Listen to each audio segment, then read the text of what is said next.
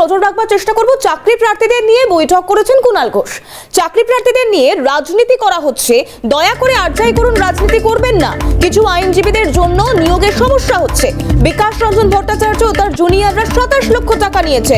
বিকাশ রঞ্জন ভট্টাচার্যের নাম করেই এবার কুণালের নিশানা। সেই ছবি দেখাচ্ছি আপনাদেরকে, যেখানে কুণাল ঘোষ তিনি চাকরি প্রার্থীদের সঙ্গে বৈঠক করেছেন এবং পরবর্তীতে তিনি জানিয়েছেন যে চাকরি প্রার্থীরা তারা শুধুমাত্রই রাজনীতির শিকার হচ্ছেন। গোটা প্রসেসটা কিন্তু এগিয়ে গিয়েছে। এবার যারা ধর্ণামঞ্চ কেন নিয়োগ চাই এইসব আওয়াজ তুলছেন, বিস্ময়করভাবে তারাই আবার মামলা করে এদের চাকরিটা আটকে দিচ্ছেন। এইটা হচ্ছে সমস্যা, যে এরা যখন আইনি লড়াই লড়ছিলেন, বিকাশ ভট্টাচার্য এবং তাদের জুনিয়ররা এনাদের কাছ থেকে 27 লক্ষ টাকা নগদে নিয়েছেন। এদের চাকরি আটকানোর মামলা ওই একই গ্রুপ করছে, এবং যারা মামলা করছে তারা কিন্তু অনুপযুক্ত। তো তাহলে যারা গরিব ছাত্রছাত্রীদের জন্য দরদে নাকি মামলা করছেন, তাহলে পার মামলা আমি তো এখনো শুনছিলাম শারীরিক শিক্ষার জন্য 1,10,000 আর কর্মশিক্ষার জন্য 70,000। এই টাকাগুলো নিলেন কি করে? গরিবের নেতা, রাজনীতি হচ্ছে, তারপরেও তার সুরাহা হয়নি। ইন্টারেস্টিং হচ্ছে, এরা তাদের ক্লায়েন্ট ছিল, আজকে এদের চাকরিটা সরকার করে দিয়েছে, এদের উল্টো দিকের লোকরা তাদের ক্লায়েন্ট হয়ে গেছে। রেকমেন্ডেশন লেটার পর্যন্ত ওনারা পেয়ে যান।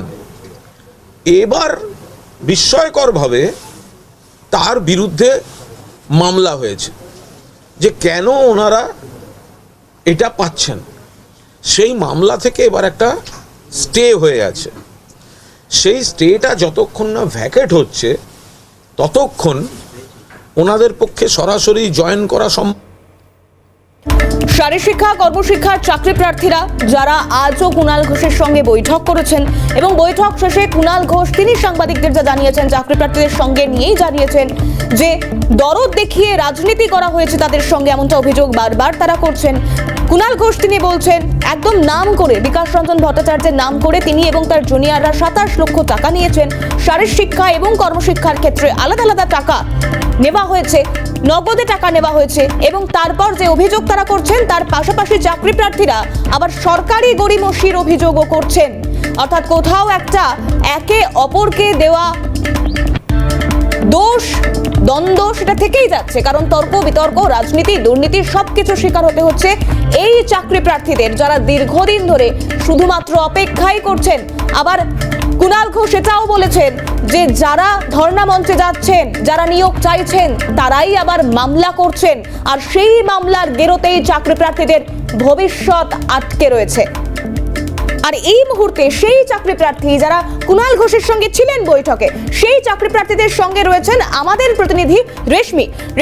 সরাসরি একবার যে কথা জানতে চাইবো, অর্থাৎ এই চাকরি প্রার্থীরা তারা জানাচ্ছিলেন তাদের সঙ্গে কুণাল ঘোষের বৈঠক হয়েছে, তারা কি সত্যিই রাজনীতির শিকার হয়েছেন, কি বলছেন তারা?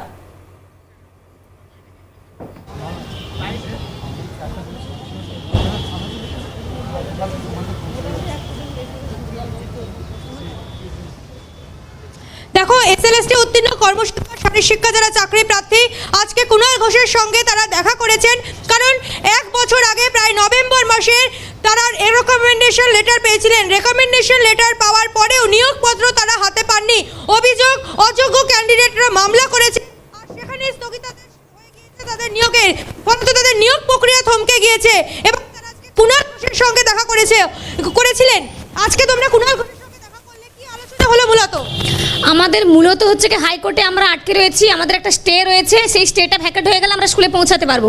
স্যারের কাছে এটুকুই আবেদন ছিল যে সুপ্রিম কোর্টের সঙ্গে শারীরশিক্ষা কর্মশিক্ষার কোনো সম্পর্ক নেই, সেটা ভালো করে একটু ক্লারিফিকেশন করতে, মানে সরকার পক্ষের উকিল এজি স্যার যেন ভালো করে ক্লারিফিকেশন করে।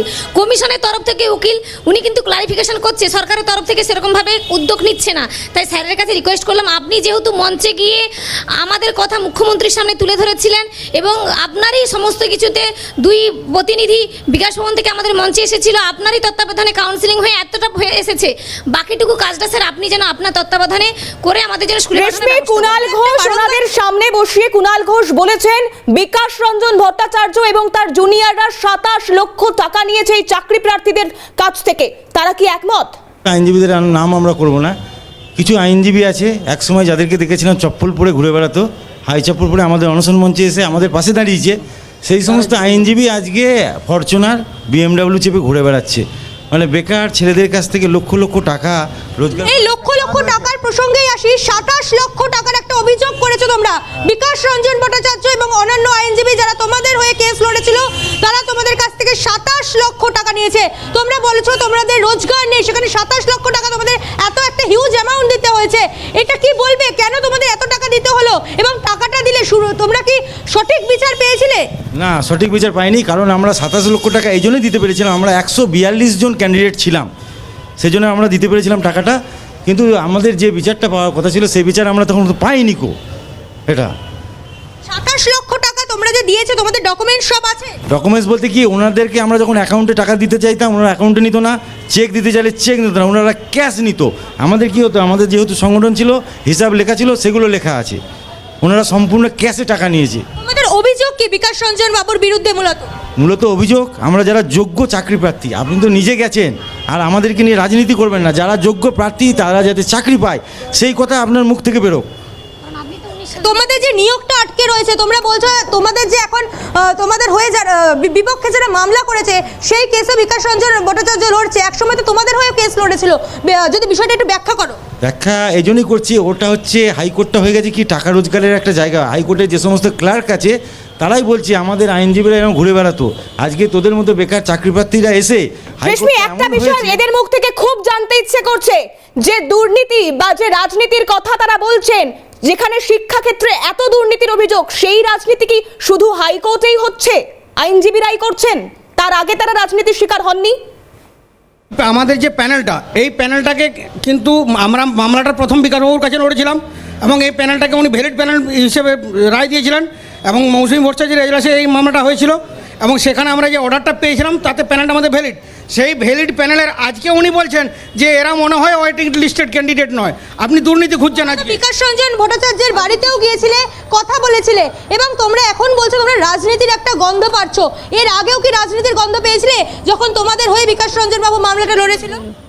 হ্যাঁ, আজকে যদি উনি দুর্নীতির গন্ধ বলেন, আজকে আমরা প্রত্যেকেই রেকমেন্ড পেয়েছি এবং প্রত্যেকেই আমরা ওয়েট লিস্টেড ক্যান্ডিডেট, তো সেই জায়গা থেকে আমাদের মাননীয় বিচারপতি অভিজিৎ বাবু তার কাছে আমাদের প্রতিনিধিরা গিয়েছিল, তিনি বলেছেন যদি তোমরা প্রকৃত জেনুইন ওয়েট লিস্টেড ক্যান্ডিডেট হও, তোমাদের যদি রেকমেন্ড থাকে, তোমাদের সেটা বিচার করে দেখলে তোমরা অবশ্যই নিয়োগ পাওয়ার যোগ্য এবং তোমরা লেগে থাকো, তোমাদের ধৈর্য ধরে তোমাদেরকে লেগে থাকতে হবে আইনের দিক থেকে। তো আমাদের আইনের দিক থেকে লেগে থাকার ক্ষেত্রে সরকারের ক্ষেত্রে একটু গড়িমসি ব্যাপারটা আছে, সরকার এই জায়গাতে কিন্তু অ্যাক্টিভলি কাজ করছে না, সেই জন্যই আজকে আমরা সেক্ষেত্রে রেশমি, সরকারি গড়িমসির অভিযোগও তারা তুলছেন। তারা কুণাল ঘোষের সঙ্গে বৈঠক করেছেন ঠিকই, কিন্তু সরকারির গড়িমসির জায়গা রয়েছে সেটা স্পষ্ট তারা জানাচ্ছেন। আপাতত আমি রেশমিকে ধন্যবাদ জানাবো এবং আপনাদেরকে শোনাবো কুণাল ঘোষ তিনি ঠিক কি বলেছেন চাকরি প্রার্থীদের সঙ্গে বৈঠকের পর। তেমনটাই মন্তব্য করেছেন কুণাল ঘোষ এবং কিছুক্ষণ আগে চাকরি প্রার্থীদের কথাও আপনাদেরকে শোনাচ্ছিলাম। তারাও সেক্ষেত্রে একাধিক সময়ে যে অভিযোগগুলো সামনে এসেছে তার শিকার হয়েছেন। কুণাল ঘোষ ঠিক কি বললেন আরো একবার শোনাই। গোটা প্রসেসটা কিন্তু এগিয়ে গিয়েছে। এবার যারা ধর্ণামঞ্চ কেন নিয়োগ চাই এইসব আওয়াজ তুলছেন, বিস্ময়করভাবে তারাই আবার মামলা করে এদের চাকরিটা আটকে দিচ্ছেন। এইটা হচ্ছে সমস্যা, যে এরা যখন আইনি লড়াই লড়ছিলেন, বিকাশ ভট্টাচার্য এবং তাদের জুনিয়ররা এনাদের কাছ থেকে 27 লক্ষ টাকা নগদে নিয়েছেন। এদের চাকরি আটকানোর মামলা ওই একই গ্রুপ করছে এবং যারা মামলা করছে তারা কিন্তু অনুপযুক্ত। আইনজীবী বিকাশ রঞ্জন ভট্টাচার্য রয়েছেন টেলিফোন লাইনে। বিকাশ বাবু স্বাগত জানাবো। কুণাল ঘোষ তিনি একদম নাম করছেন আপনার, আর বলছেন আপনি এবং আপনার জুনিয়ররা 27 লক্ষ টাকা নিয়েছেন চাকরি প্রার্থীদের কাছ থেকে, শুধুই দরদ দেখানো হচ্ছে কিন্তু কাজের কাজ কিছুই হচ্ছে না, তাদের সঙ্গে রাজনীতি করতে বারণ করছি, কুণাল ঘোষ বলছেন। কুণাল ঘোষ একটা দুর্নীতিগ্রস্ত অস্থির মস্তিষ্কের মানুষ, তার কথার জবাব দেওয়াটা হচ্ছে বোকামো। কুণাল ঘোষ তো জানেন না প্রফেশনাল প্রসিডিওর কি, কিভাবে মামলা হয়, কেন মামলা হয়, এই সমস্ত বোঝার মতো সাধ্য নেই। যদিও উনি যখন কারাগারে ছিলেন তখন তো মামলা ওর হয়ে উকিলকেই করতে হয়েছে। তার মানে কি উকিল মামলা করেছেন না মামলাটা উনি করেছেন? এই সাধারণ বোধ বুদ্ধিটা নেই, কিংবা থাকলেও ভুলে গেছেন। এখন এই বাচ্চা বাচ্চা ছেলে মেয়েগুলোকে নিয়ে খেলা করছেন। সরকার যদি চায় তাহলে 1 ঘন্টায় সমস্ত জট কাটানো যায়। সরকার থেকে ঘোষণা করে দিক যে যত বেআইনি চাকরি সব বাতিল। বেআইনি চাকরি, টাকা পয়সা নিয়ে, কোটি কোটি টাকা নিয়ে তারা তৃণমূল দল সমৃদ্ধ হয়েছে, কুণাল বাবু সমৃদ্ধ হয়েছেন, সেই জন্যই জটিলতা। চাকরি প্রার্থীদের যদি সাধারণ চিন্তা ভাবনা করেন তাহলে তারা বুঝবেন যে বেআইনি কাজ হয় বলেই আদালত হস্তক্ষেপ করে। আদালত কখনো ন্যায়সঙ্গত কাজে হস্তক্ষেপ করে না। এই বোধটা ওদের থাকুক, তাহলেই দেখবেন ওদের ঠিক উপকার হবে। আর যত ওরা এই কুণাল ঘোষের মতো লোকেদের সঙ্গ ত্যাগ করবেন তত ওদের পক্ষে মঙ্গল। বেশ, অনেক ধন্যবাদ জানাবো বিকাশবাবু আপনাকে। বিকাশ রঞ্জন ভট্টাচার্য আইনজীবী কথা বলছিলাম তার সঙ্গে। তিনি যদিও গোটা বিষয়টা, অর্থাৎ যে পরিস্থিতি সামনে এসেছে তাতে তিনি যে কথাটা এর আগেও বলেছেন, এখনো বলছেন যে দুর্নীতি না থাকলে, সমস্যা না থাকলে কোনো ঘটনায় বিচার ব্যবস্থা অবধি পৌঁছয় না। রাজ্য বিজেপির মুখপাত্র শ্রমিক ভট্টাচার্য রয়েছেন টেলিফোন লাইনে। শ্রমিকবাবু, স্বাগত জানাবো আপনাকে ক্যালকাটা নিউজে। কুণাল ঘোষ চাকরি প্রার্থীদের সঙ্গে নিয়ে বললেন যে বিকাশ রঞ্জন ভট্টাচার্য এবং তাদের মতো তার জুনিয়র আইনজীবীরা 27 লক্ষ টাকা নিয়েছেন চাকরি প্রার্থীদের নিয়ে। শুধুমাত্রই রাজনীতি করা হচ্ছে, সত্যি কি তাই? সরকারি গরিমসি নেই? আদালত অসম্মান করলেন কুণাল ঘোষ, আদালতের বিচারপতিদের চ্যালেঞ্জ করছেন কুণাল ঘোষ। আইনজীবী যারা আছেন তারা মামলা করেছে, কিন্তু তাদের কাছে আইনি পরামর্শ নিতে কেন যাওয়া হয়েছিল? কারণ এটা স্পেস তৈরি হয়েছে। যাদের টাকার বিনিময়ে চাকরি দেওয়া হয়েছে, যাদের নিয়োগের মধ্যে কোনো স্বচ্ছতা নেই, নিয়োগ অবৈধ, সরকার যদি তাদের চিহ্নিত করে তাদের বের করে দিয়ে সেই শূন্য পদে প্রকৃত মেধা যাদের আছে, মেধা তালিকায় যে আছে, তাদের যদি নিয়োগ করতো তাহলে এই সমস্যা তৈরি হতো না। আজকে যে আইনি দীর্ঘসূত্রিতা তৈরি হচ্ছে, এই আইনি দীর্ঘসূত্রিতা থাকবে। আমরা আগেও এটা বলেছি, এটা কোনো কুণাল ঘোষ মিটিয়ে দিতে পারবে না, কোনো ব্রাত্য বসু মেটাতে পারবে না। মেটাতে পারেন স্বয়ং মুখ্যমন্ত্রী যদি নিজে কোনো সিদ্ধান্ত নেন, নিজে অবস্থান নেন যে আমি এই অবৈধ নিয়োগকারীদের চিহ্নিত করব এবং যারা নিয়োগ পেয়েছেন তাদের বহিষ্কার করব। আদালতের মধ্যস্থতা এবং নজরদারিতে সমস্ত স্টেক হোল্ডারকে নিয়ে যদি মুখ্যমন্ত্রী উদ্যোগ নেন তবেই এই সমস্যার সমাধান হবে, তাহলে কার্যত স্কুল শিক্ষা পশ্চিমবঙ্গ থেকে উঠে যাবে। বেশ, অনেক ধন্যবাদ জানাবো শ্রমিকবাবু আপনাকে। রাজ্য বিজেপির মুখপাত্র শ্রমিক ভট্টাচার্য কথা বলছিলাম তাঁর সঙ্গে। চাকরি প্রার্থীদের নিয়ে রাজনীতি না করার কথাই বারংবার কুণাল ঘোষ বলছেন, কিন্তু খুব আশ্চর্যজনকভাবে শারীরিক শিক্ষা, কর্মশিক্ষার চাকরি প্রার্থীরা হোক, এসএলএসটির নবম থেকে একাদশ যে চাকরি প্রার্থীরা যারা রাস্তায় রয়েছেন, যাদের আজকে 1014 দিন অতিক্রান্ত হয়েছে রাস্তায়, শুধু তাই নয়, একাধিক বিভাগের চাকরি প্রার্থীরা তারা রাস্তায় রয়েছেন। বারংবার তারা দুর্নীতির অভিযোগ করছেন। রাজনীতির গন্ধ কি সেক্ষেত্রে নেই? সরকারি গরিমসির অভিযোগ কি সেক্ষেত্রে উঠছে না? বাম নেতা সুজন চক্রবর্তী রয়েছেন টেলিফোন লাইনে। সুজন বাবু, স্বাগত জানাবো আপনাকে ক্যালকাটা নিউজে। কুণাল ঘোষ শারীরিক শিক্ষা, কর্মশিক্ষা চাকরি প্রার্থীদের সঙ্গে বৈঠক সারলেন। সেখানে বিকাশ রঞ্জন ভট্টাচার্যর নাম করে তিনিও তার জুনিয়র আইনজীবী যারা রয়েছেন তারা নাকি 27 লক্ষ টাকা নিয়েছেন বলছেন, রাজনীতি করতে বারণ করছেন, কিন্তু সরকারি গরিমসির অভিযোগও তো উঠছে। দেখুন, চাকরি প্রার্থীরা যেতে চেয়েছিলেন মুখ্যমন্ত্রীর কাছে, মুখ্যমন্ত্রী তাদের সঙ্গে কথা বলবেন না, অথবা কথা বলেও কোনো কাজের কাজ করবেন না, ঠকাবেন। তারপর তারা চললেন ভাইপোর কাছে। ভাইপো যা বললেন করলেন না, ঠকে গেল, এখন যাচ্ছে কুণাল ঘোষের কাছে।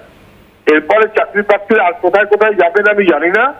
যদি বাটপাট ঠকতে চান তাহলে কুণাল ঘোষের কাছে যেতেই পারেন, নাম্বার 1। নাম্বার 2, কুণাল ঘোষের কথা আমি কোনো গুরুত্ব দেবো না। বিকাশ ভট্টাচার্য সম্পর্কে বলার মতো যোগ্যতা ওর নেই, এটাও বোঝা উচিত। কেননা মুখ্যমন্ত্রীর সম্পর্কে সবচাইতে বড় বেনিফিশিয়ারি বলে তারপরে মুখ্যমন্ত্রীর ধ্বজা ধরে, ঝান্ডা ধরে ঘুরে বেড়াচ্ছেন, এতে বোঝা যায় যে ওর কথার কোনো স্থিরতা নেই। তাহলে উনি কি বলেছেন? বিকাশ সম্পর্কে যোগ্যতার বাইরে গিয়ে কথা বলাটা কারণ অভ্যাস, এটা তার চাইতে বেশি কিছু নয়। আর 3, জট যে পাকায় জট খুলতে হয় তাকে, গেড়ো যে আটকায়, গেড়ো খুলেছে। আটকেছে সরকার। বছরে বছরে পরীক্ষা হতো, হয় না, তাই সরকারের। বছরে বছরে নিয়োগ হতো, হয় না, তাই সরকারের। স্বচ্ছ নিয়োগ হতো, এখন দুর্নীতিতে নিয়োগ হচ্ছে, তাই সরকারের। তাহলে গিট করিয়েছে সরকার, গিট খুলতে হবে সরকারকে। কোর্ট নির্দেশ দিচ্ছে আগের পর এক, সরকার সে অনুযায়ী চলছে না। সরকারের তো একটাই কাজ, বলবে যে বেআইনি নিয়োগগুলো আমি বাতিল করলাম এবং স্বচ্ছ নিয়োগগুলো আমি দিয়ে দিলাম, ওরা করে যাবে। সরকার বলতে পারছে না 2 মিনিটের মামলায়। একদমই তাই। অনেক ধন্যবাদ জানাবো সুজন বাবু আপনাকে। সুজন চক্রবর্তী, সিপিএম নেতা, কথা বলছিলাম তার সঙ্গে।